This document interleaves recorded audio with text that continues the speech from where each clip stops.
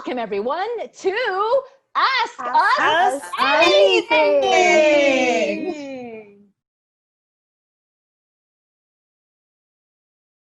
Just wanted to create a moment for everyone on this panel to share the best way to reach them, starting with Cynthia. Yeah, you can catch me at Cynthia Ostergar on Instagram. Grazia. You can connect with me at Grazia Recruits on Instagram. And you can connect with me at Courtney Recruits on Instagram. Doing Instagram too. My handle is dearcrystal_in recruiting. And I'm on LinkedIn at /LizLou. Love it. Hi, everybody. Welcome to this Lightbox Expo panel with Netflix Animation. My name is Jane Lee. I am a she, her person. I'm one of the animation execs at Netflix, and I'm here with some of my stunning colleagues who are on our talent team to talk to you about recruiting and story positions at Netflix Animation. So first, I'm going to ask my amazing pals here to introduce themselves. Panelists, please say your name, your pronouns, what you do and what teams you recruit for, a little bit about yourself, and then lastly, and most importantly, tell me, please, or tell all of us watching, would you rather be able to breathe underwater like a mer person or fly in the air? So first, I'm going to start with Crystal. Okay, hi, my name's Crystal. I'm a sourcer for the adult animation team. My pronouns are she and her. And then to tell you a little bit about myself, I've been in animation for about 5 years now.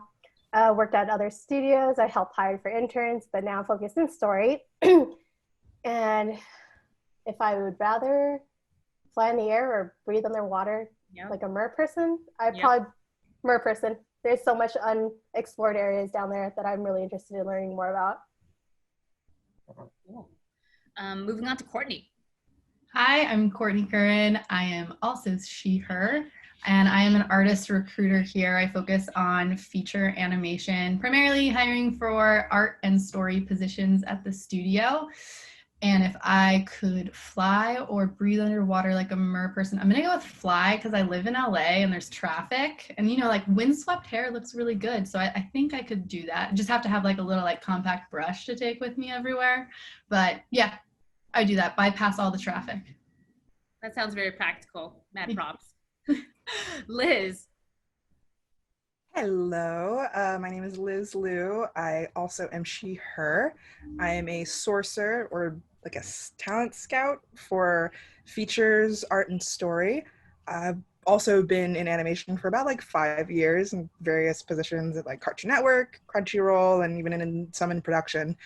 And I'd say I have to go with fly just because I love free falling. It's like a weird Zen experience. And I would love to fly to fall. All right. Things to think about. Cynthia. Hi, yes, my name is Cynthia Ostergar. I am a recruiting researcher on our series team, specifically for story. And I've been in animation also now for 5 to 6 years. I come from production and then transitioned over to recruitment. And I'm super excited to be here, so thank you. My pronouns are she, her, and I think I would definitely choose swimming underwater like a mer person. I've always loved the ocean, and Liz's bold statement about loving to fall, just like, I can't even think about that. Yeah, that's like my worst nightmare. Note to self, Cynthia does not like vomiting. This is healthy. And then lastly, Grazia. Hey, I'm Grazia Como. My pronouns are she, her. I been in the industry for about 20-something years. Started way back in the day when computer graphics and animation were really booming and coming in to it. And so I kind of found my niche in terms of wanting to be in production and learned very early on that wasn't necessarily the right fit for me. And I've worked in various capacities within animation, in HR, recruiting, and education. And the last couple of years working in emerging talent space. So at Netflix, I am the program manager for emerging talent and outreach engagement focused on story. In regards to if mer person, or what was the other option? It's pretty much mer person, bird person. Oh, water all the way. Water, mer person. I to Crystal's point, like there's just so much undiscovered vastness in the ocean that's a place where I'd really love to explore. Even though I cannot swim. I have to plug my nose to hold my breath. Ah, but that's why being a mer person will help you, because you kind of don't really need to swim. You just need to like live, because you're breathing underwater. Exactly. Great answers, everybody. I thought it might stumble you all, but it didn't. So proud. So we can jump right into questions. So everybody watching at home, we have a nice list of some like robust and potentially spicy or just more informative questions that I believe our team hears often. So we'll start with number one, which is, everybody, what catches your eye when you're looking at storyboards?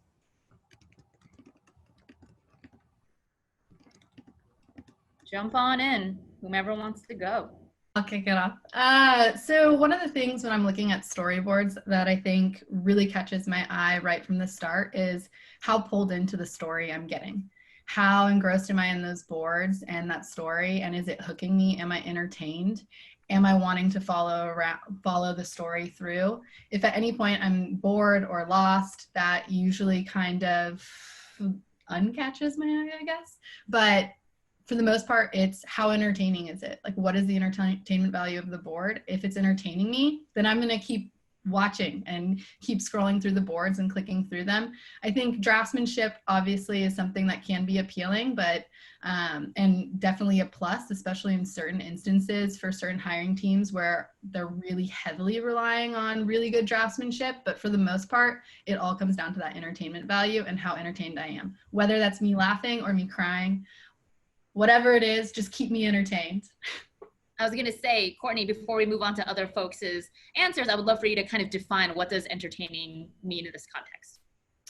Yeah, and it's really coming down to what your board is. Like, there can be action sequences that I'm like going through and I'm like, oh my God, this is so cool. Like, look at like that camera motion and look at that shot, and that's entertaining to me also. Is it something that I'm getting really engrossed in the story where it's something heartfelt and really character driven, and those characters are really relatable, and those are characters that I'm kind of rooting for, and as I'm going through the boards, is that relationship really standing out to me?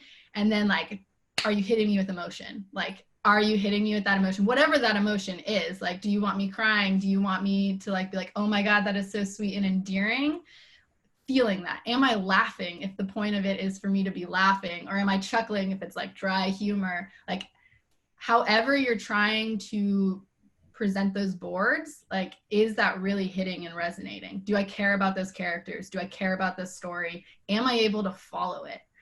That is one of the biggest things that will catch my eye and will just keep me scrolling through your boards and like continuing through your website or your portfolio, trying to find more content like it. Cool. Anybody else have other thoughts? Yeah, I would. Oh, sorry, Liz, go ahead. No, you can go first. It's good. I just wanted to add a little bit to Courtney's point. I think one of the most important things that I see is being able to have a sense of clarity. The moment that I start looking through a portfolio, I want to know where I am in the boards. Orientation is really important. I want to make sure that I'm understanding correctly what the artist is trying to do. You know, are you, like Courtney said, do you want me to feel warm and fuzzy? Is this an action sequence?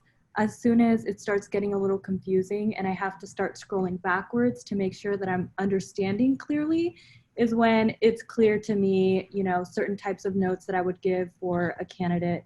But I think right off the bat, I love to see clarity, and I love to see that the artist has taken time to really plan out their shot and get their point across in a very direct and quick way. Cool. Liz, do you had some other stuff to add? Yeah. echo what Courtney and Cynthia said about like grabbing me instantly and clarity. I like to think about it as I'm looking for something that utilizes the visual medium of storyboarding. It's like when you're a kid and you're daydreaming in the car, you're like listening to music or something, and you're just like imagining a scene play out next to you. That when I am looking at a board, sometimes I'll do like a quick like speed through the board and see if I can still sort of understand who is moving, where it's going, and kind of like what the shapes are, and if it pulls something out more than just the script. Like if there is an action, an emotion being conveyed in the visuals rather than just the words. To follow up on that, Liz, are you saying that in terms of the way you look at boards, are you looking for artists to like plus what's in the script, or being a little bit more strict to being like, this is what has been written, I must adhere to this, like, Yeah, like I've hired for writers for board-driven stuff as well, meaning I've hired for people who write outlines, and I've hired just storyboard artists. And when I'm looking for writers, I'd look for who can use language to visually bring up a picture in my mind when I'm reading it. But when I'm looking at boards, I'm looking for visuals that will basically tell a story to me, sometimes even without words, or rather than how it adheres to the script. That's super interesting. Does anybody else have additional stuff to say? I was just Yeah, gonna. I'd like to. Sorry. Crystal, do you want to go? I was just gonna plus one what everyone else has mentioned, but for me, like being able to follow the story and not being confused actually helps me like focus more on what's going on. So if I have, like everyone else has mentioned, if there's some parts that are a little confusing, then I have to take a step back and kind of question it. Then it's kind of like, do I want to continue reading or clicking through or looking through these boards? So for me, it's just making sure that your boards flow well, like there's nice, everyone knows what's going on, I guess you can say. And a great way to like kind of test it out is let your friends review some of your stuff. And if they're able to follow it without asking like questions or like, oh, what happened here? Then I feel like that's a good board. Grazia. Yeah, hopefully maybe I can tie it all together a little bit. I'm gonna try here. There's maybe 4 key areas if I can help kind of like, if I had to put it in a little box, I would say for storyboarding, what we look for is storytelling, clarity, draftsmanship, and style, right? So when we talk about storytelling, everything that everyone just said, it's like, what is the story that you're trying to tell? Who's your audience? Like as a storyteller, you've got this idea, and I think about it, in terms of too, of like, I'm creating this character, but there's a story about that character. What is that character? What world do they live in? And so thinking about all of those things of the type of story that you want to tell, who is your audience, and then making your audience feel something for that character, for the world. And that all, it's getting it out of your head and then really executing it in some storyboard fashion. And then once you kind of have a really good story, and that's all about like, is it a heartfelt? Is it action? Is it drama? What is the emotion? What is the story? What message do you want to convey on screen or bring across your audience is really important. So once you have that, then it's all about the clarity. Like, how do you execute that? How do you execute your idea? And that goes into, clarity in the story, draftsmanship. So, right, those go hand in hand in my point of view. Clear ideas, clear drawings. Think about your characters, think about acting, think about the staging, think about those emotional moments. All of those things, how you're using the camera to tell the story, to push that story forward. All of those things, it's all that synergy that comes together when you're looking at storyboarding. And I would say as a storyboard artist, your goal is you're really trying to take what is essentially a script and these words, and you're trying to start to visualize them and put it all together in a visual way that will then inform other people in the pipeline of what their roles in and how it all kind of comes together. So it's really important. And storyboarding is an iterative process, so something to think about. And then draftsmanship, the clarity of that, like if you have characters, you have these like the clarity and expressions, all those things need to come through. And then the style of your boards, like are you looking to do more series, more feature, and then that's gonna really be approached different in terms of how you choose to use camera, how you're choosing to get those story arc moments within your boards. So all of those different things in some way come together when we talk about storyboarding and having really good storyboards, or what we were looking for. Yeah, I mean, it really sounds like what everybody's saying. Oh, sorry, Liz, you should go. Tell me more. One last thing to add, and in and let me know if this sounds too pretentious, but Roger Ebert has a quote about animation in his review of Grave of the Fireflies, where he says that animation is an impressionist medium, where you're not trying to replicate reality as much as you are trying to replicate the reality of the emotions that are trying to be conveyed.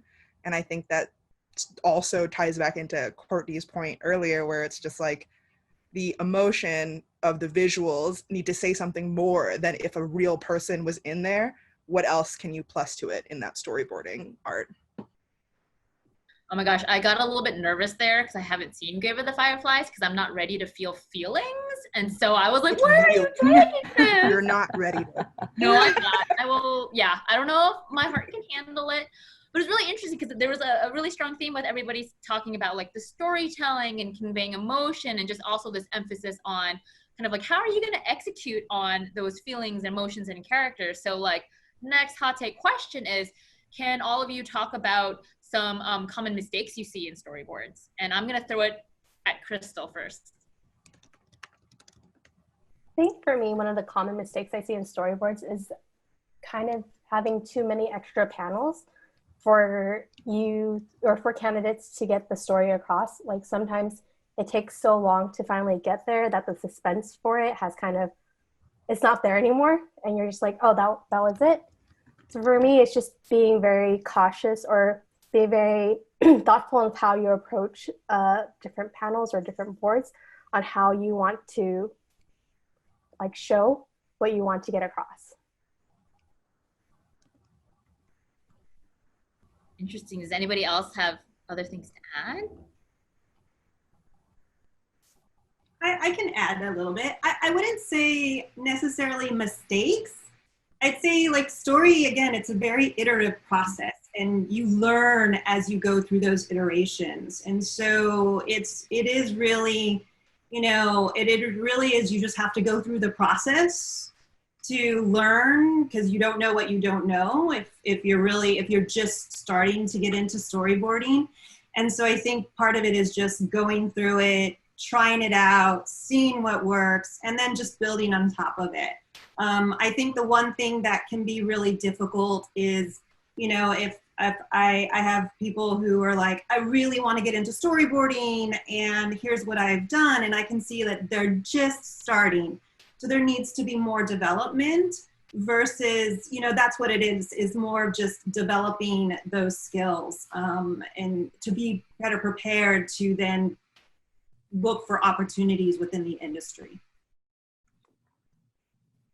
Yeah, I definitely agree with what everyone else is saying. I think some other things that I see, which again, to Grazia's point, I wouldn't call them mistakes, just like areas to kind of further hone your skill is, well, one, I think storyboarding now within animation, like maybe years ago, it was very comedy focused. It was slapstick comedy. Now it's kind of getting this renaissance where we're getting very elegant storytelling with like a really good arc. So are your boards being representative of that? Because that's where the market is and that's what we're kind of looking for in storyboard artists. So are you developing a really good story arc that you're telling in that story? And it doesn't have to be a big epic tale. It can be really small, but just very clear that you have an understanding of that story arc and how to tell a story. And then I think the other thing is sometimes with early board artists, I feel like there is, well, animation and storyboarding are very different. They do impact each other because there's acting within your boards where you can see it go one of two ways where people are either over animating to try to get out of telling the story, or they're under animating and not utilizing great posing in their boards to make them super appealing. So I think that's an area where some earlier storyboard artists can definitely grow. Like, are you using appealing poses that really tell the emotions and the characters, but are you also not relying too heavily on animation in order to avoid really getting to that story arc and making sure that you're telling that story clearly? I can add, I think that there's two things that are, I would say, really easy to focus on and be able to hit when you are boarding. And I see this a lot in emerging talent. One of them is I see a lot of times an artist will want to get as close to a character as possible. You will get a super, super close up, and being able to just pull that camera back and trusting you'll be able to still get the same effect. Not cropping ahead, or just really paying attention where your camera is and understanding your camera. And along with that, the 180 rule as well, keeping your characters on a consistent side of the screen. I see those two, I think, very frequently. And I do feel that if you take a pass even at your own boards with camera in mind, and even as you are asking your peers to review your portfolio, asking them to keep that in mind as they are looking at your work, you might be able to just level up your portfolio just by keeping that one note in mind. Cynthia, I'm actually unfamiliar with the 180 rule, if you wouldn't mind saying what that means. Yeah, so with the 180 rule, and I know we're going to talk about resources a little bit later, I hope, but basically when you are you want to make sure that you're not disorienting your viewer. And so let's say that you are filming, or your camera is trying to capture two people having a conversation, and your person A is on the left side of the screen and your person B is on the right side of the screen. You always want to maintain your characters in the same positioning regardless of where your camera is moving, so you're not disorienting the viewer. So you don't want to flip-flop where your character is. And that can be in close-ups. It can be also as you have your camera pulled back, showing a character. And a good resource for this, I want to say it's on the Flooby Newbie blog, where you're able to get a really good, just one sheet of kind of where your camera would be and the characters, and it kind of explains positioning. I think they also talk about it in the 5 C's of cinematography.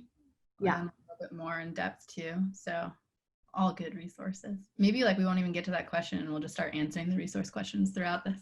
I was gonna say, I'm sure at some point we'll be like, look at this, over there is gonna be a URL or a resource. There. I'm doing things as if we're gonna edit something magical, and I don't know if that's gonna happen. So if nothing happens in the final product, everybody watching at home, that's fine. I'm just gesticulating wildly, and that's a-okay. Anybody else have anything to add before I get unhinged? Yeah, last thing to add for people who don't have production work and are emerging, trying to get into storyboarding and sort of just putting their personal work out there. One, you don't need super clean boards. It doesn't need to be perfectly inked out and outlined and everything, as long as it can convey the movement and the characters and what you think that are your strengths. That's the best thing to focus on. And secondly, make sure you're boarding stories that you want to see versus what you think other people want to see. Unique voice is incredibly important in animation because it takes so long to make anything. Whether you're a storyboard artist or a creator trying to make your own show, it's important that artist has a unique voice, because if you're doing revisions and revisions on the same scene, if you don't have a clear idea about what story you want to tell, the vision's going to get really muddled. That's such a good point, Liz, because I feel like lots of people have come to me and they're like, what genre should I board for Netflix? Or like, what are you looking for so I know to put it in my portfolio? And the answer is like, one, we're looking for a little bit of everything, but also two, like you should be drawing what you're passionate about and what you like, and also where you naturally find your strongest, right? Like a storyboard team it's a basketball team, right? There's different positions and different players on each team who can hit different styles or tones. Some are your heavy hitters in comedy, some are your heavy hitters in action. We need a little bit of everything. So definitely draw what you're passionate about. One, because that's going to resonate, and draw what you're strongest in and what you enjoy doing. Don't try to tailor it to be what you think other studios want and the voice that you think that they want, because it's just important to have your authentic voice. So that's a great point, Liz. I think that digs in. Oh, sorry. Sorry, I just wanted to agree with Courtney that knowing your strengths, showing your work to other people, and figuring out what parts of your work hit the strongest and like really honing in on that will definitely help you sort of get ahead of other people who are in that group. I also just wanted to note that as Courtney was talking, I was thinking of the importance of making sure that you have what you're interested in your portfolio, because my job as a researcher is to really try to understand what an artist is passionate about and try to make partnerships.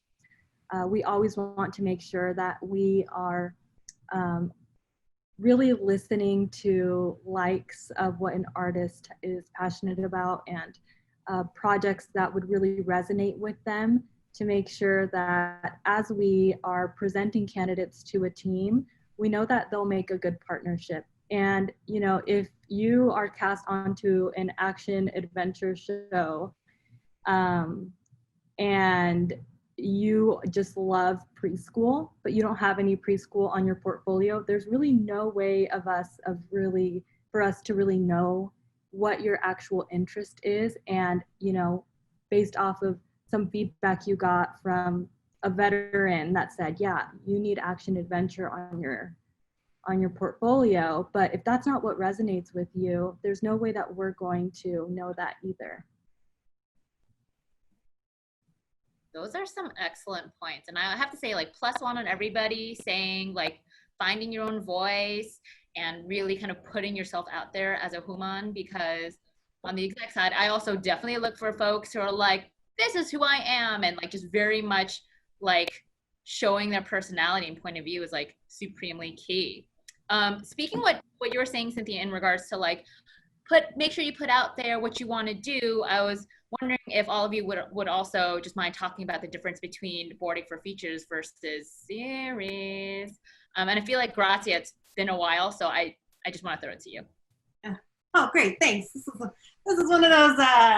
This is a hard one to answer in some ways, because I think at the core of it, if you have the craftsmanship, like everything that we've just talked about, that will resonate in terms of, you know, where you might find yourself if you're better suited for series or feature. I don't know that there is one answer. I'm just being really honest. I think when I think about for features, I think, right, it's thinking about it in a cinematic way. So when you're looking at your storyboards, how would you push your boards, again, to everything that we just talked about very early on when it comes to camera and staging and all of those things? How would you push it for a features versus when you look at series? Series is a little faster pace. Pacing's different, where, you know, in terms of that, you have, you know, multiple episodes. And so how do you get to your story points, to your story arcs in a quicker manner, and try and tie up, you know, whatever part of the story is all in one, you know, board or sequence or episode, where feature, you know, you've got 90 minutes to tell this story. And so a lot of that will then tie into how you approach your storyboards and execute that depending on what it is you're trying to do. That's at least the way that I've always been able to wrap my head around the difference between feature and series. Anybody else have other thoughts? Ooh, Liz, did you have a thought? I saw your little finger go up. Yeah, it's I wanted to just bring up a difference between storyboarding CG versus 2D. And in general, when we have a CG series or feature, they do look for depth in boards, being able to storyboard someone who moves in a 3D space. And if you wanted to go into features, a lot of them do end up being CG. So having boards that show that would be useful to have. And then if you're really early on and just want to break in and you don't really know what would be best, and you likely are going to jump into being a revisionist, if you like, well, whether you like comedy or action or anything, it would be nice to practice with, like, there's a lot of those reanimates out there, or people that redraw things in their style. It's essentially what revisionists do. If you want to like punch up a scene, if you were to like revise an expression to be even funnier, then it would show that you definitely have those chops to grow into that revisionist role. So like there was like a bunch of Sailor Moon like redrawing of this summer, and the people that like redrew her with an absolutely crazy face or something tells me like, oh, maybe you're really good at revisions. Maybe you're really good at comedy punch up, you know? This is such an interesting time to be asking this question, and it's doubly interesting to be asking it from the perspective of working at Netflix, when you're like, they're all going to go on the same platform, right? Like you're going to see the features on the Netflix platform, you're going to see the series on the Netflix platform. And there's like, I think we're in this interesting moment where I think the two are starting to come a little bit more together than they were historically, right? Like, in especially thinking at Netflix, like we even have shows that are formatted to be almost hybrids between the two. So how do you think of story for those positions? And the truth is, like, we're looking at building teams that have a mix of that experience. Like we want board artists who come from that feature space, and we want board artists that come from that series space. Like series is known for being faster, feature is known for being more iterative. But then I'm also having features that are more script driven as opposed to being more iterative. And I have features still, I mean, definitely they're heavier and more the iterative and the collaborative, like let's break it to build it and make it better. But there's some that I have that are script driven. So I think we're in this interesting moment where the two are kind of becoming more similar. And I think streaming's driving that. Like you're seeing all of this content, not even just at Netflix, that's going to go straight to streaming. Some of them are features straight to streaming. Some of them are series straight to streaming. So it's just an interesting moment. And I think it's going to continue to evolve, where I think they might kind of both end up somewhat in the middle. Like I think in the future, I could definitely see a reality where the traits of series and the traits of feature boarding kind of take this hybrid model to adapt to streaming and the types of content we're producing, because we're not producing 22-minute episodes. Like we can do like 18-minute episodes if we want to, right? So I think it's going to evolve. So like the answers to these questions might not be the answers to these questions in 2-3 years. We might have different answers for people. So I think it's going to be really interesting to see how it continues to evolve and grows, and how the two kind of come together, because I think we're going to see a little bit more overlap. But please disagree with me, anyone else, if you have different thoughts on that. I don't have different thoughts, Courtney, but I do want to add a few things of some of the differences between feature and series on a more just like factual on paper, like just a few notes. So usually in series, a board artist will come on in a variety of different roles. I think in feature, you see sometimes some productions have some junior storyboard artist or a storyboard artist, where in series, you'll have a revisionist, storyboard artist, episode director, supervising director. So the titles of the artists are a little different. Depending on the production, you might have just a slightly different version of, you know, whatever the title is. And also In series, you will usually come on as a storyboard artist, and you will have a boarding partner, and you will board out half of an episode. Where in feature, you will get a sequence that you will board out. So those are just like a few differences just in terms of what the responsibilities of a board artist would be in series versus feature. I'm going to throw a curveball and say I may or may not have requests for storyboard revisionists in feature. So I think it's happening. It's happening fast.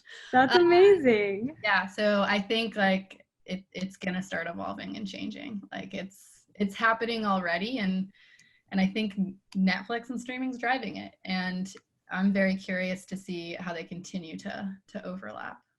I've been pushing my teams every time I have a kickoff with a new team. I kind of angle how I think they would like to visualize what a feature artist could offer for their team. I bring it up every single time. Yeah, and it goes back to feature too. Like, how can these board artists from series, like how can we leverage that talent to up feature boards? I think like teams are going to start having a mix of both, realizing that there's strengths with people who have different backgrounds. So historically, it's been pretty like regimented. Like you're either like a feature story artist or like you're a series board artist, and because of the way streaming is kind of changing production models, what have you, are you all seeing that those skill sets are like now less separated, and so now there's more mixy matchy? I feel like Sorry, go ahead, Crystal, you go. I was on the same page as Courtney, because at some point I've hired for series, feature, and now in adult. And I've been seeing this hybrid where the teams are asking for people who are kind of from different areas. So some of the series people or series storyboard artists would go into feature and vice versa.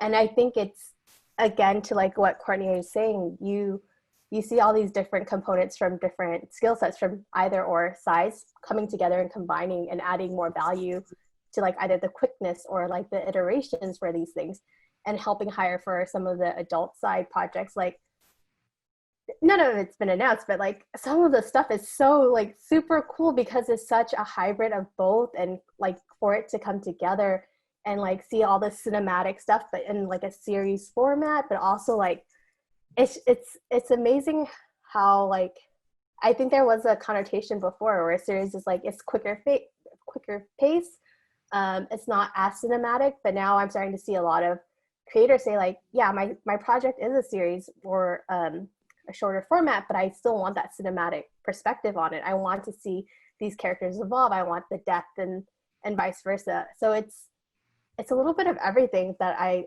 think or actually it's starting right now. Everything's evolving. Not everyone's like, I have to do this first before I can go to this, or vice versa. That's going to add, so maybe it's less about asking the question, what's the difference between feature versus series, is more of like, what stories do you want to tell? How do you want to tell them? And then just being able to execute those in like the best quality that you can, and understanding, if it's for CG, understanding how to translate 2D into CG, or, whatever it might be, just being prepared and just showcasing. So versatility is another thing, in your portfolio that can really help you out, so that you can be versatile and not just, I always say like the one hit wonder, right? That I can only do this one thing on this one particular show and this one particular style, versus like don't shortchange yourself, give yourself the best opportunity by just showing how versatile you can be, so you can adapt in all these different spaces. Go Liz. And lastly, about versatility, if you are really versatile and you have a lot of strengths you want to show, it would be really helpful in your portfolio if you categorize what do you want recruiters to look at in each boards. Like if you have a lot of comedy boards, action boards, or you have like story revisionist work, if you would separate it and label it so we can pick out those boards and look at them and then show them to the people who would want to see those specific things. That I'd would love be to dig a little bit more into that, only because I feel like there are folks who are worried about being pigeonholed into I'm only a comedy person, or I'm only an action person, or this person can only do prime time, this person can only do preschool. And do any of you have any advice for folks who are like trying to make sure they feel well-rounded? How do they present themselves in those portfolios and make sure that they're just not kind of limited based on their previous experience? Well, in my the way that I look at portfolios, I always look at people's about me section to sort of get their voice and where they're coming from and their story.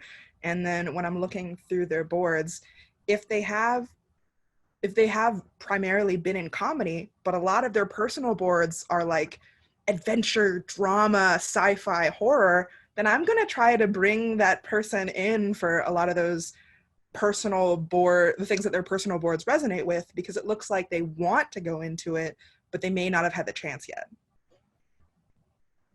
I'm going to do a shameless, edgy plug here and say, I think the best way to do that, if you're an experienced board artist and you're like, I've been on preschool shows, I want to make it into adult, storyboard artists are the least likely to put their portfolios online to make them easily accessible for recruiting teams and people who are hiring.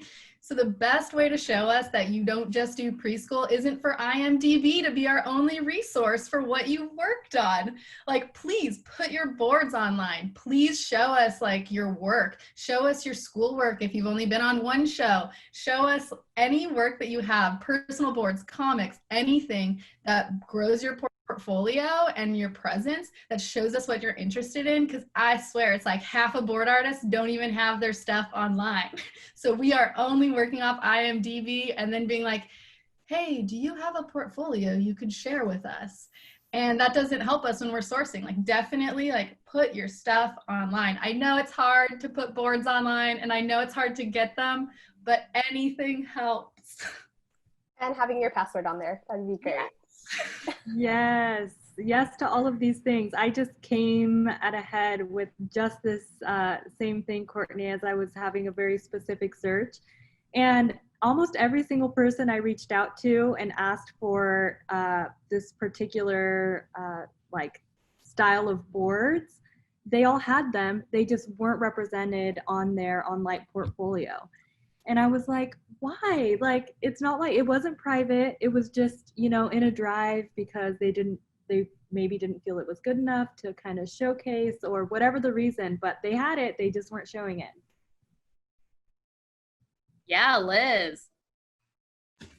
Okay, and I'm gonna have my obligatory, so I came from Crunchyroll and I'm a huge anime nerd, and I know that a lot of art students in school get told that anime doesn't work in the entertainment industry.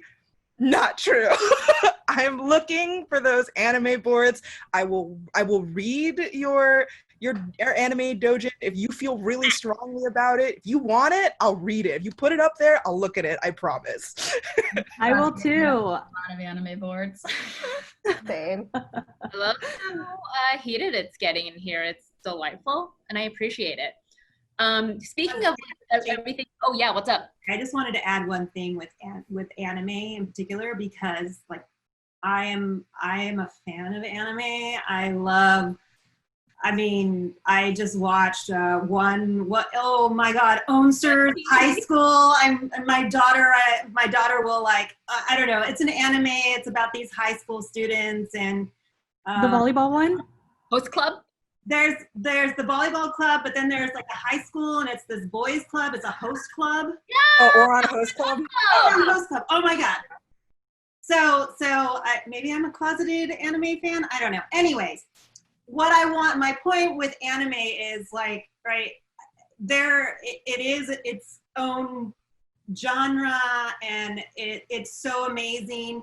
I think, yes, there's a lot of, you know, not all studios are doing anime and it doesn't necessarily translate. What's really amazing about it is the storytelling components and how they approach story. So study anime for like what makes anime so awesome. It's those complex stories.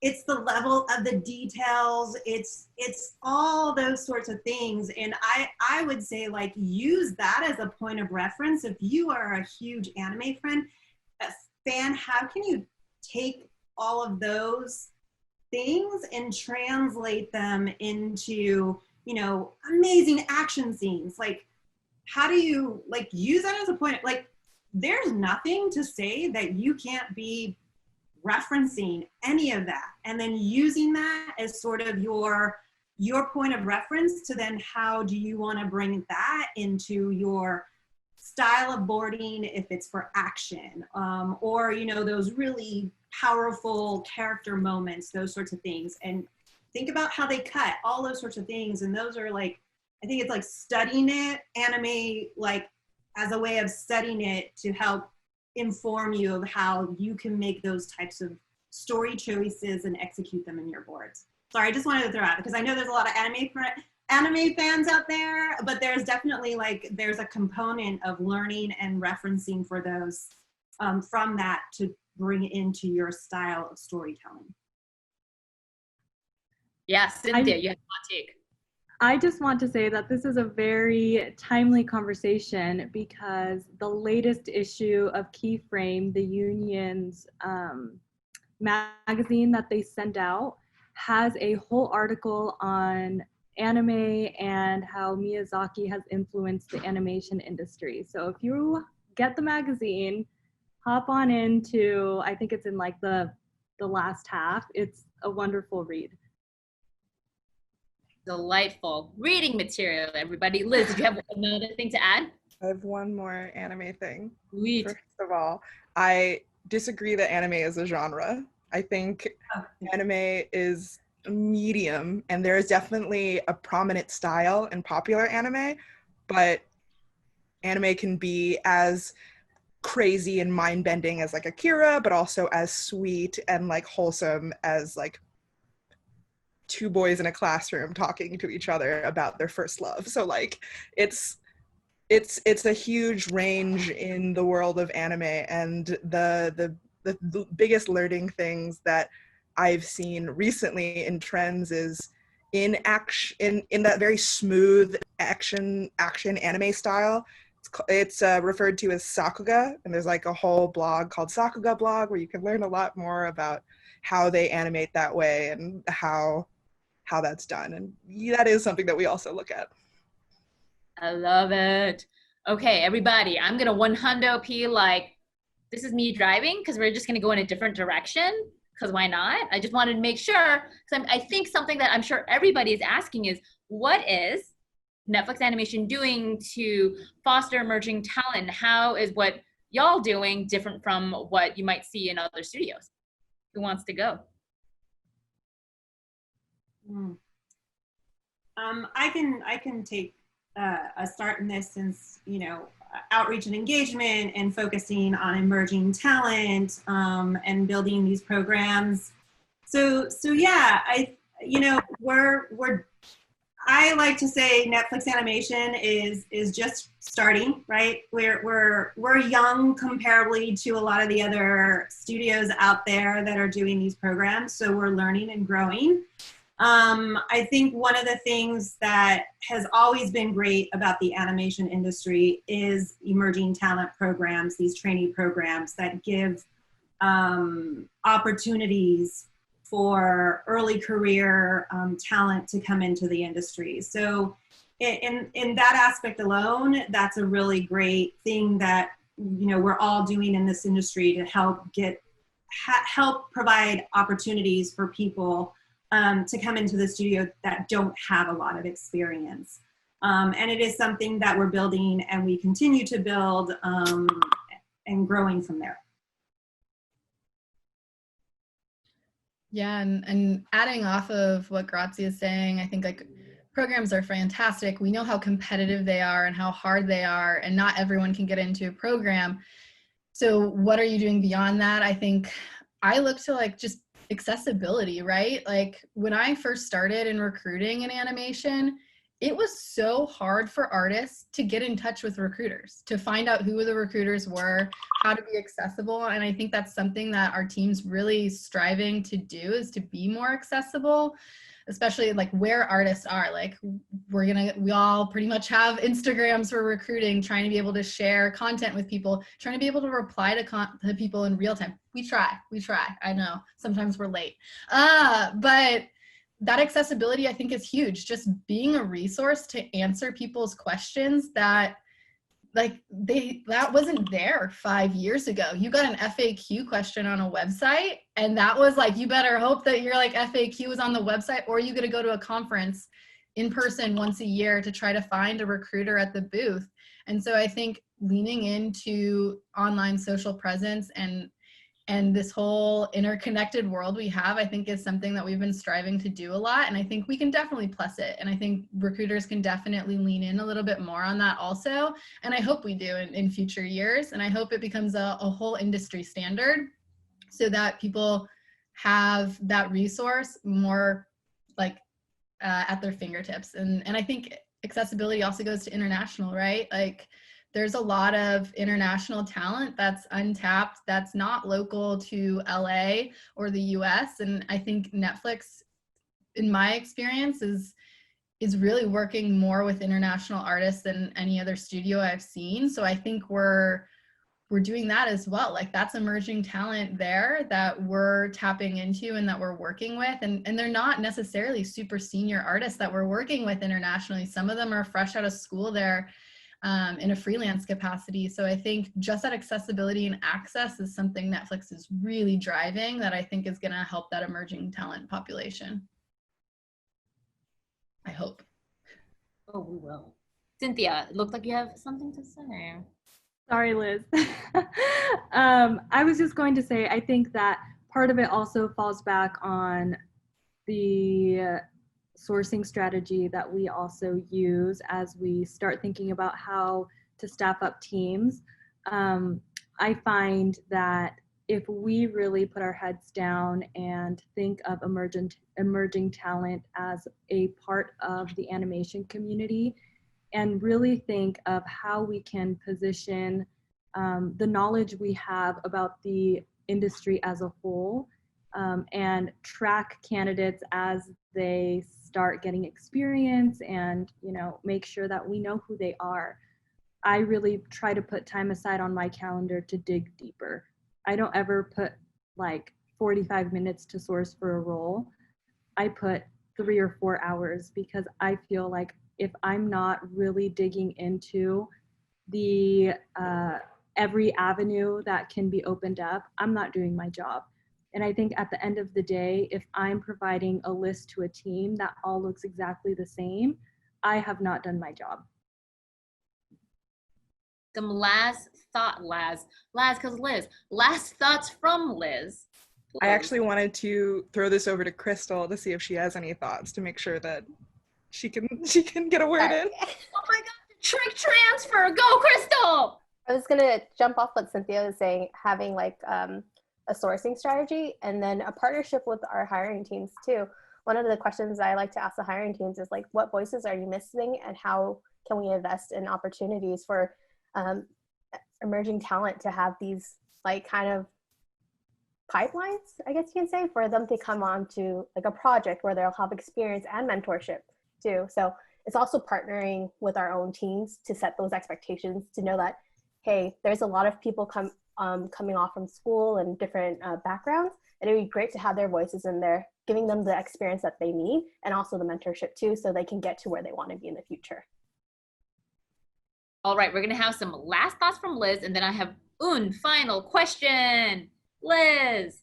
Okay, so first of all, something I really appreciate about Netflix is the transparency and the commitment to not only diversity, like checking off like the minority box checklist, but when I asked the leadership at Talent about what we are doing about diversity, they stressed that they're training our leaders on not just, like I said, like checking off a checklist, but like additive diversity, looking at what the team is like right now and what could bring even more unique voices to it. Like if we have a lot of people of different races, but they're all from the Midwest, it's not really that diverse.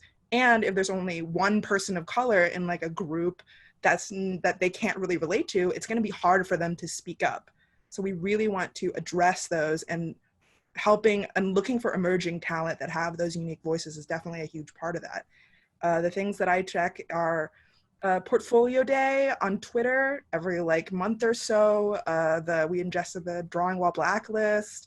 The Women in Animations talent database also is a really great way to get your name out there. There's a lot of great organizations that are trying to champion your voices out there, and partnering them so they can partner with us is a huge way for us to like get to emerging talent that really wants to like put themselves out there. I love it.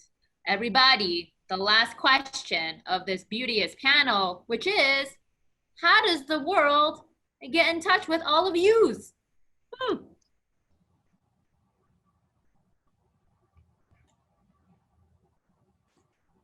I'll kick this off, I guess. Courtney.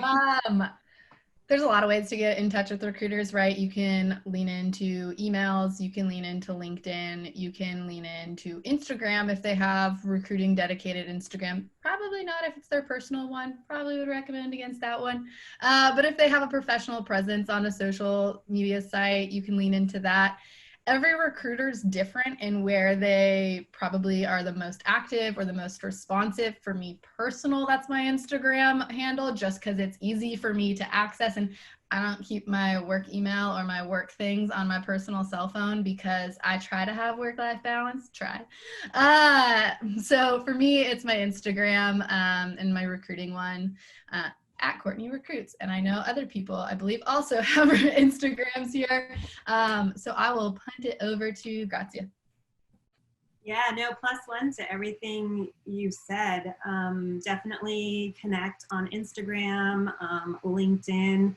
I think Instagram is a great place where we can actually see your artwork and what you're putting out there on a regular basis. So it's just a great way for even us to stay in touch and see how you're growing and developing and where your work is going. And so I think that's an important connection. And then I think LinkedIn is also another great way to connect with us. And even as someone out there who is looking to branch out and connect, like LinkedIn is a great way of like your history, your work history, where are you at, those sorts of things. And so I think those two are great ways to connect with us, but also ways that we are looking and networking and finding talent out there.